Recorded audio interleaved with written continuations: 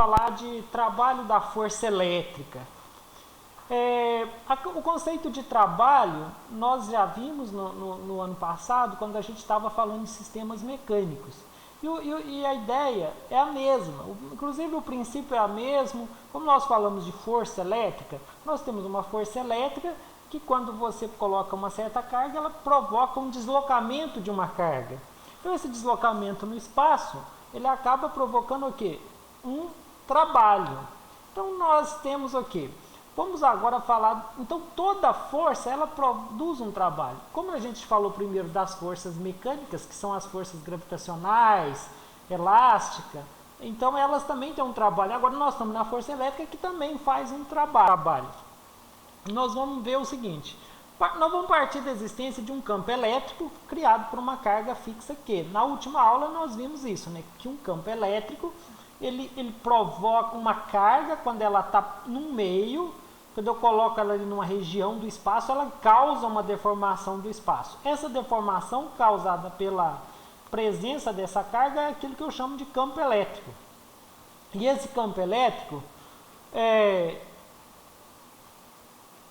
aqui ficou aqui repetido. Se num ponto qualquer, muito erro, nossa, eu faço para dar uma revisada, eu não vejo nada. Aqui ainda ficou mais, né? Se num ponto qualquer. Então, gente, alguém quer entrar? Luísa. Então, gente,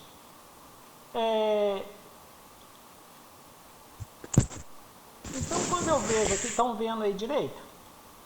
Então, quando eu vejo aqui, se eu tenho um ponto qualquer desse campo, se eu abandono uma carga de prova Q, atua sobre ela uma força de natureza elétrica F. O que essa força faz? Ela tende a deslocar essa carga Qzinha espontaneamente, ou nós podemos aplicar uma força externa e deslocar essa carga na direção contrária à da força elétrica. Então, tem dois caminhos. Ou eu posso fazer pode haver um deslocamento espontâneo, ou pode ter um deslocamento forçado. O deslocamento espontâneo é quando a força elétrica empurra essa carga de prova Q. E eu posso também fazer o contrário, que é pegar a carga Q e eu uso o meu braço e comprimo contra a carga de prova, contra a carga geradora.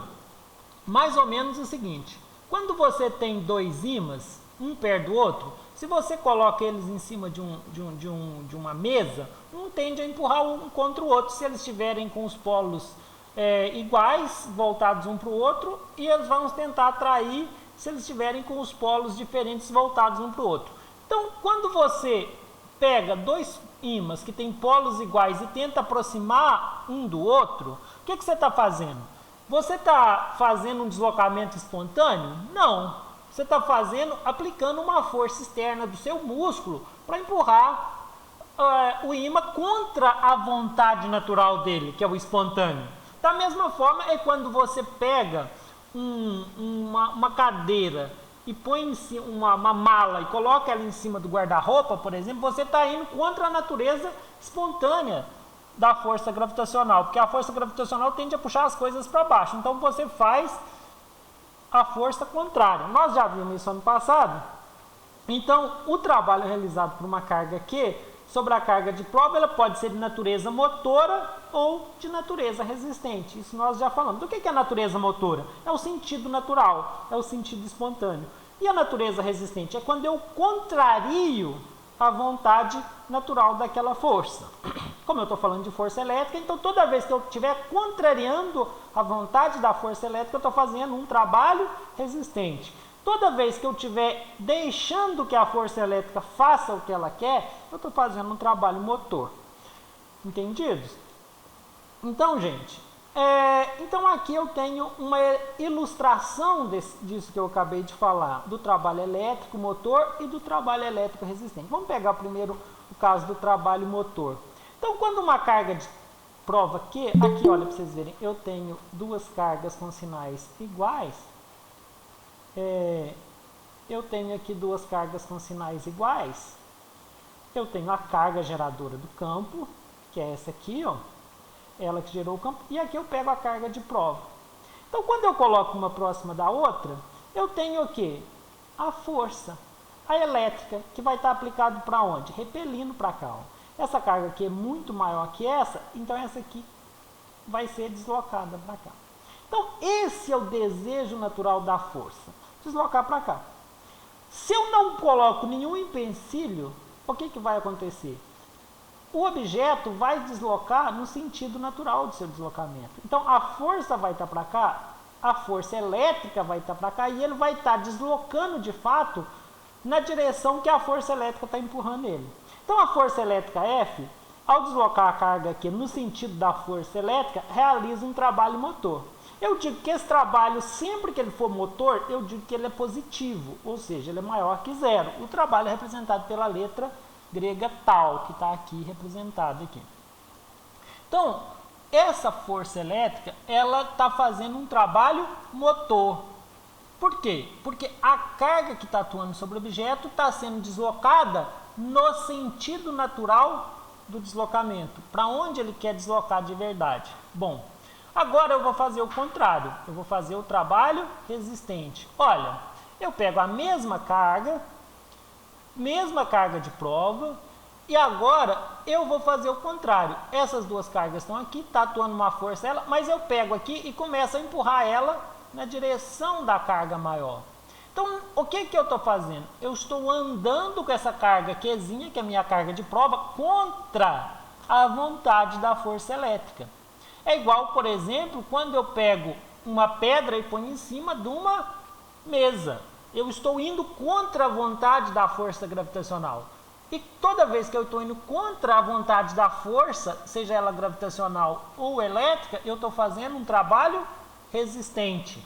Então, quando eu quero aproximar uma carga de prova aqui de uma carga fixa, de mesmo sinal, ou afastar uma carga de sinal contrário, então o trabalho motor e resistente, ela tem essa lógica. Se eu tiver, olha aqui, se eu tivesse uma carga negativa aqui, o que era o desejo natural da carga? Aproximar daqui. Então, se eu deixar ela andar livremente, ela vai estar fazendo trabalho motor.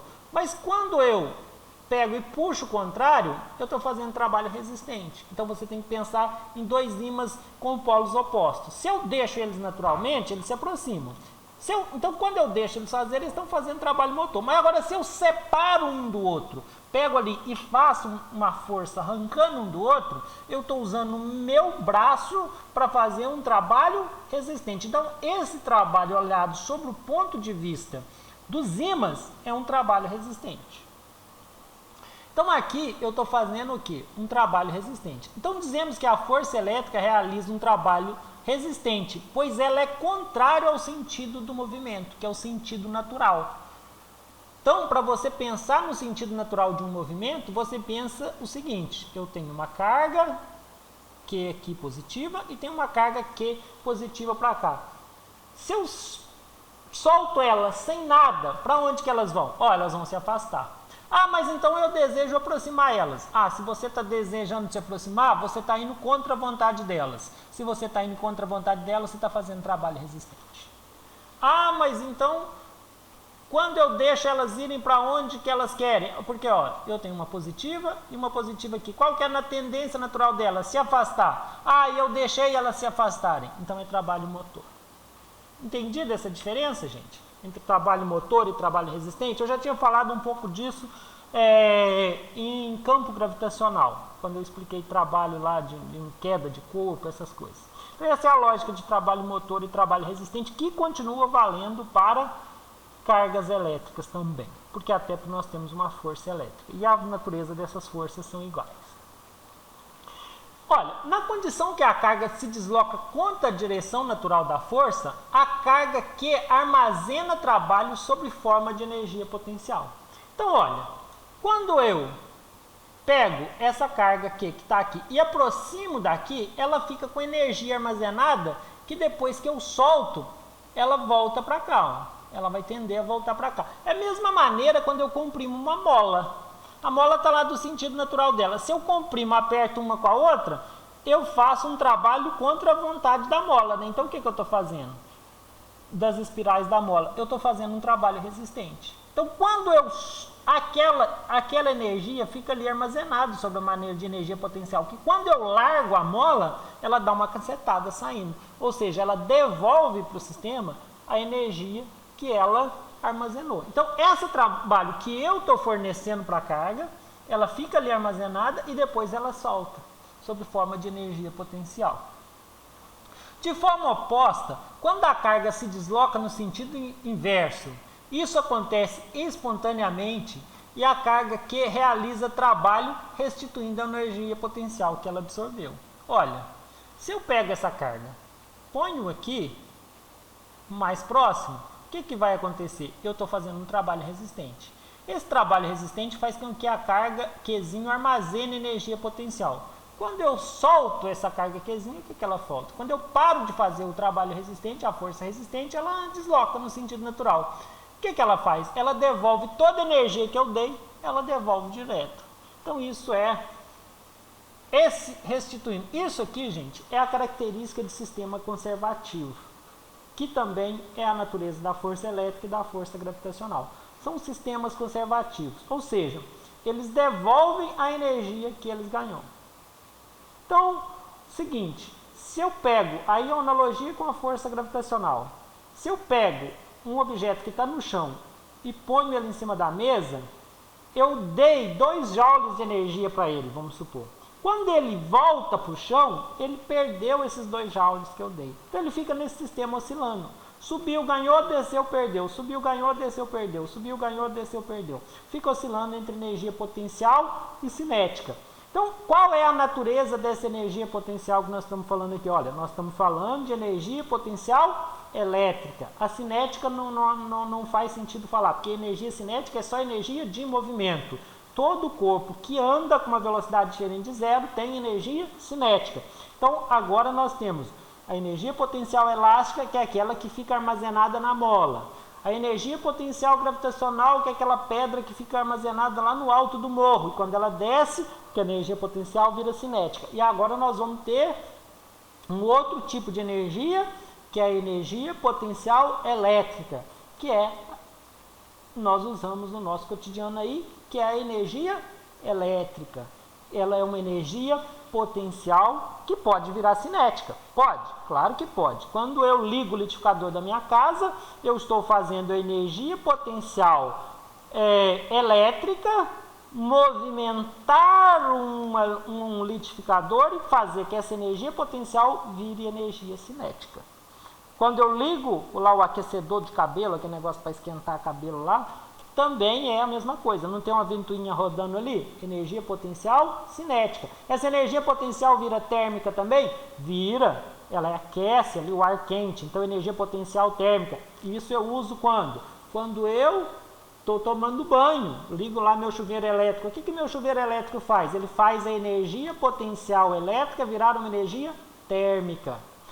O aquecedor faz 2 coisas, né? A ventoinha rodar, parte da energia potencial que é dada vira térmica para aquecer aquele ar ali que você joga no cabelo, e a outra parte, movimento. Então, a energia potencial elétrica é convertida em 2 tipos de energia. Da mesma forma que nós estudamos aquela relação lá que nós tínhamos com o movimento, que foi da energia cinética, e a relação com a energia térmica também, que nós estudamos lá em termodinâmica. Então, gente, essa energia potencial, ela é de natureza conservativa, e o que faz? E o trabalho executado para vencê-lo não é perdido e fica armazenado sob forma de energia. Aqui eu estou falando de um sistema que não tem atrito, viu, gente? Porque o atrito é um tipo de força dissipativa, ele faz com que parte da energia potencial seja perdida, principalmente sob forma de calor ali nas engrenagens. Então isso é importante a gente ter em mente. Então eu estou falando de um sistema ideal, onde toda energia potencial é convertida em outra forma de energia sem haver perda. Mas essa é a natureza de um sistema conservativo. Se eu conseguir levar uma pedra para cima de uma mesa sem atrito, quando essa pedra cai, ela devolve toda a energia que ela recebeu. Entendidos? Então, gente, vamos agora para a expressão do trabalho da força elétrica. Então, nós vamos considerar um campo elétrico criado por essa carga Q1 aqui. Ó. E aqui eu tenho um eixo Y e um eixo X, mas nós vamos olhar só o eixo X. Então, e uma carga de prova Q2. Então, eu tenho uma carga Q1 e uma carga Q2. Olha, se eu tenho uma carga Q1 e uma carga Q2 de mesmo sinal, então elas têm o mesmo sinal. Ou as duas são positivas ou as duas são negativas. Mas vamos fazer o estudo com o mesmo sinal. Depois vocês podem fazer os estudos com sinais diferentes. E vocês vão ver que os resultados são, diferem um pouquinho, só a direção das forças e do campo. Né? O campo se conserva. Então, olha para vocês verem. Se deslocando do ponto B até o ponto A. Então, eu tenho uma carga que está deslocando do ponto B até o ponto A, devido à ação da força elétrica. Então, é o seguinte, são do mesmo sinal, se eu ponho uma carga aqui no ponto B, ela vai andar até o ponto A. Então, assim, ao longo do tempo, ela vai andando sobre o A aqui. Mas eu peguei um intervalo de tempo onde ela sai do B até o A. E aí eu tirei uma fotografia para fazer o estudo do caso. A força que atua na carga seria o quê? O trabalho. Suponhamos que essa força seja constante. Qual que seria o trabalho? O trabalho seria a força de B sobre A vezes a variação da distância ΔR aqui, ó, porque ΔR de B até A. Então, o que é o trabalho? Seria a força que foi feita nesse intervalo entre B e A vezes a distância que ela andou aqui. Então, é o seguinte, mas agora eu vou pegar, sendo uma força variável, vale a mesma equação, só que eu tenho que colocar o quê? Aqui o princípio. Olha, qual que é o trabalho de B sobre A? É a K, que é a constante de proporcionalidade elétrica, a carga 1 vezes Q2, carga Q1 vezes a carga 2, dividido pelo quê? Pela distância. Olha, porque eu estou aqui, ela estava no ponto primeiro, no ponto B. Qual que é a distância aqui? A distância RB, que é a distância de Q1 até o ponto B onde ela estava. Ó. Ela estava aqui. Jogo essa aqui. Menos a distância, por quê? Porque a variação, a força final é a diferença entre as forças, não é? Menos a K, o K vezes o Q1 vezes o Q2, dividido pelo RA, que é a nova distância, ó, a distância final. Ó.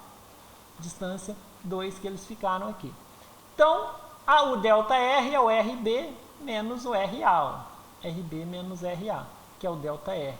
Então, quando eu jogo isso aqui, eu tenho uma fórmula que, quando eu faço a manipulação dessa fórmula aqui, ó, multiplicação cruzada, mínimo multicomum, que eu vou chegar nessas coisas, eu tenho que meu trabalho de B sobre A vai ser o K vezes o Q1 vezes o Q2 dividido, multiplicado por 1 sobre RB menos 1 sobre RA.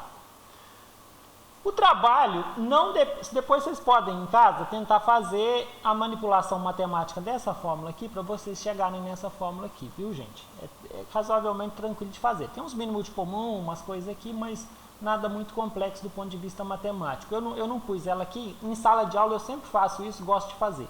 Mas aqui começou a ficar muito extenso para me escrever e ocupar muito slide, eu não coloquei. Mas é tranquilo de fazer essa manipulação aqui.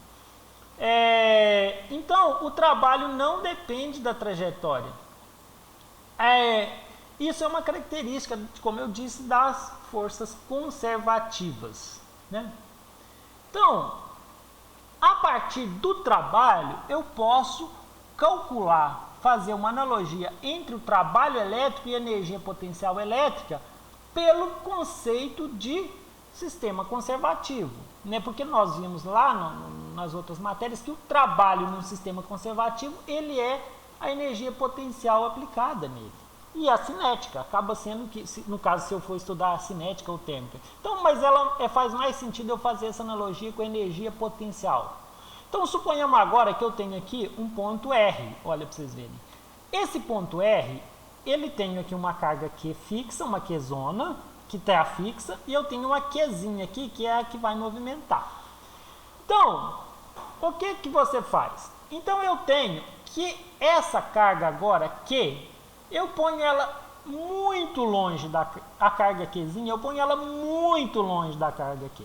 Então, à medida que eu vou pondo ela muito longe, vou pondo ela extremamente distante. Então, olha para vocês verem, quando eu volto para a minha equação aqui, ó, é o ponto A. ele que é o mais distante, ó, ele que vai ficar o distante, o A é o mais longe. Então eu vou andando aqui, o A vai ficando muito distante. Olha, então eu tenho na minha equação um 1 dividido por um número. Veja você que o RA é maior que o RB. E à medida que eu vou ficando mais distante para cá, o RA vai ficando maior. Vamos supor que esse ponto B esteja no 5. Aqui o ponto A vai estar no 10 em relação ao Q1. Vai estar 10 metros separado do Q1. Se eu ando mais em cima do X, vai ficando 20, 30, 40, 50, 60, 100, 1000, 1 milhão, 1 bilhão. Então eu vou chegar aqui o quê? Num ponto R infinitamente afastado. O que é um número infinito? É um número extremamente grande. E o que eu faço quando eu tenho um número constante, qualquer número que seja constante, aqui eu tenho um número que é 1, dividido por um número muito grande. Pode fazer aí na casa de vocês testar. Pega 1 dividido por 10, 0,1. 1 dividido por 100, 0,01. Olha, 0,01 é maior que 0,01. Então, à medida que eu aumento o número que está no denominador, o que acontece com o numerador? O que acontece com o meu resultado? Vai ficando menor. Se eu divido aqui 1 dividido por 1000, fica 0,001. Vai aumentando zeros na proporção. 1 milhão, 4 zeros. Por aí vai.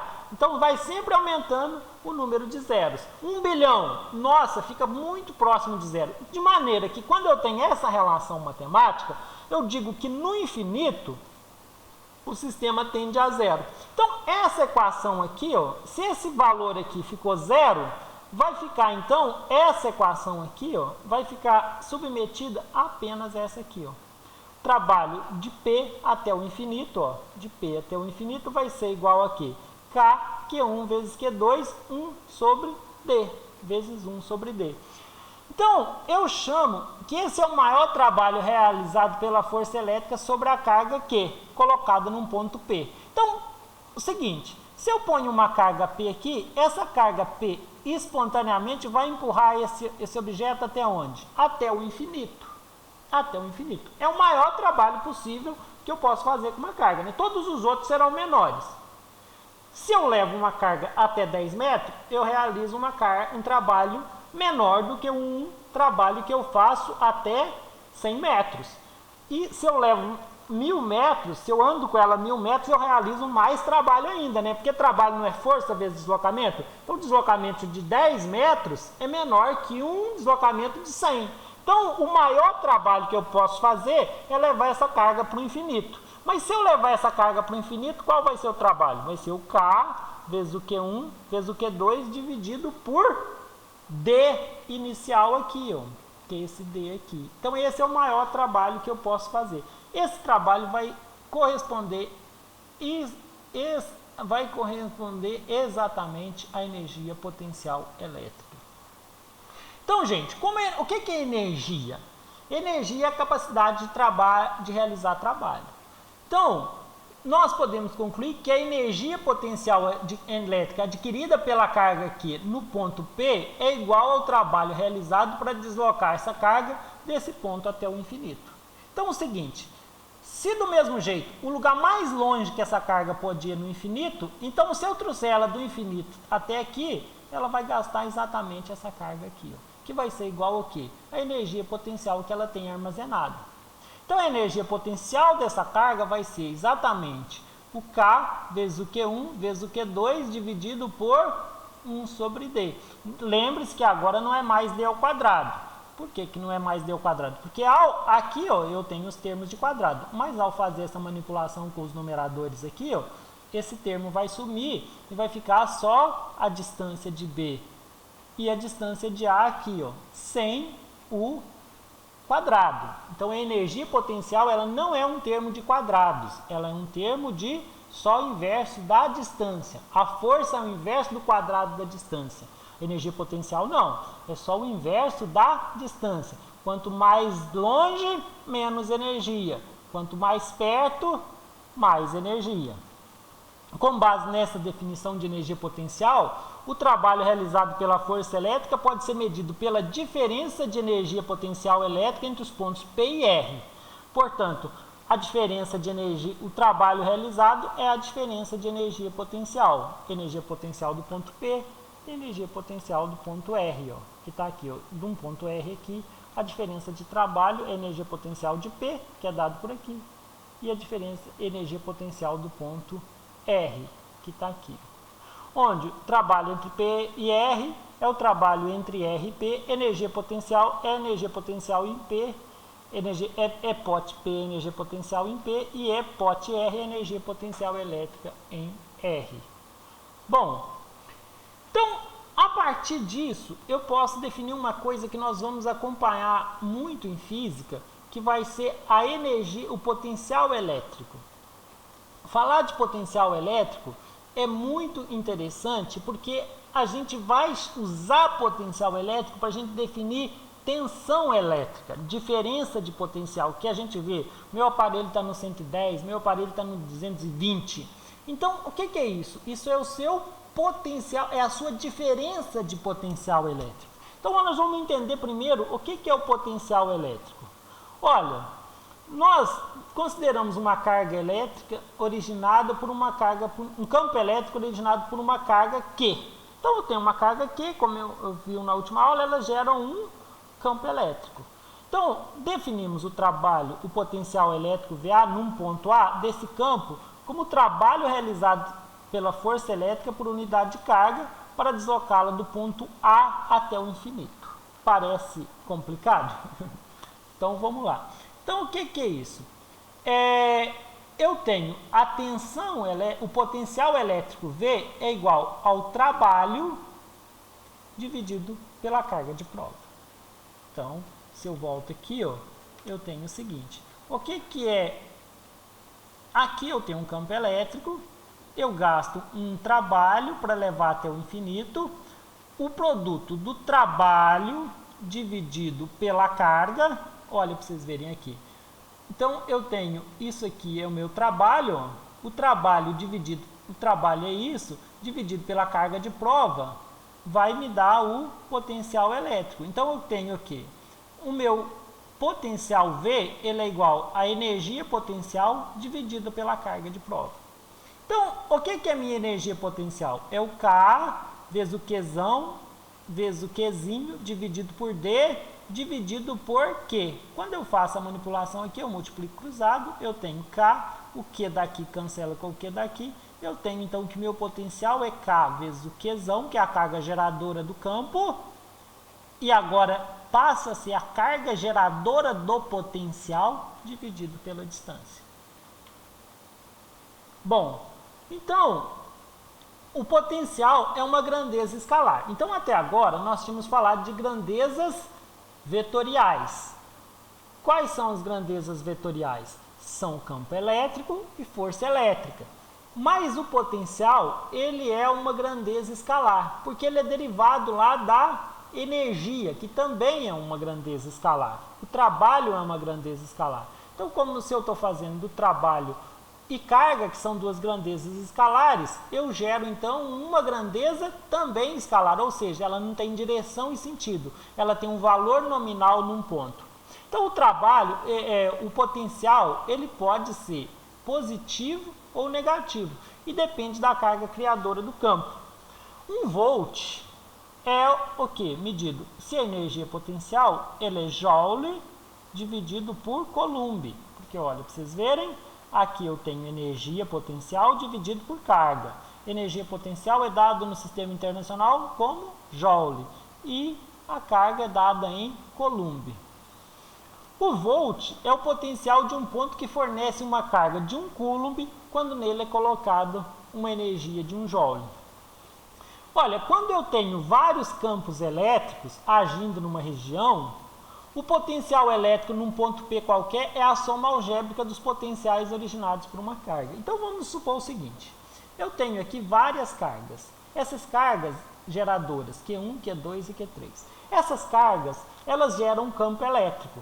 E elas geram também o quê? Uma energia potencial elétrica. Então, suponhamos que eu ponho aqui uma cargazinha de prova Q1, Qzinho aqui. Essa carga Qzinho, ela vai sofrer aqui a influência da energia de todas as três cargas. Então, como que eu descubro o potencial aqui? Basta eu pegar a energia somada de todas elas e dividir pelo valor da cargazinha de prova. Ou seja, eu calculo o potencial de cada uma, gerado por cada uma das cargas, e faço a soma algébrica deles. Essa soma algébrica é tranquila. É só eu pegar, se o potencial for positivo, eu somo todo mundo.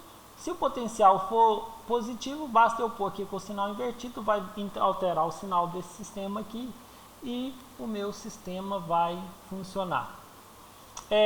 Agora eu vou passar para vocês um videozinho que eu vou deixar depois, quando eu colocar o vídeo no YouTube, eu vou deixar na descrição, para vocês verem como funciona algumas coisas de carga elétrica bem ilustrativa que eu acho muito legal.